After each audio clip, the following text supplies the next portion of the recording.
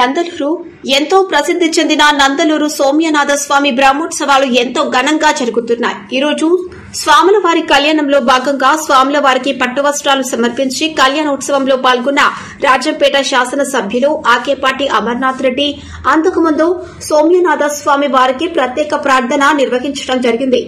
ఈ కార్యక్రమంలో నందలూరు మండల వైఎస్సార్ కాంగ్రెస్ పార్టీ నాయకులు సిద్దవరం గోపిరెడ్డి, గడికోట సుబ్బారెడ్డి, అరికెల సౌమిత్రి చంద్రనాథ్, గీతాల నరసింహారెడ్డి, గొబ్బిల్ల త్రినాథ్, గుండు మల్లికార్జున్ రెడ్డి, ఆకేపాటి జగదీశ్వర్ రెడ్డి, ఆనాల మధు యాదవ్, పల్లి గ్రీస్మంత్ రెడ్డి, నందలూరు ఉప సర్పంచ్ ఇబ్బు, మేడపోతుల సుధాకర్, పనతల గంగయ్య, ఎల్లయ్య, గంగా కళ్యాణ్, కుమార్ రెడ్డి, సోమబెత్తిన శ్రీనివాసులు, పల్లె మోహన్ తదితరులు పాల్గొన్నారు.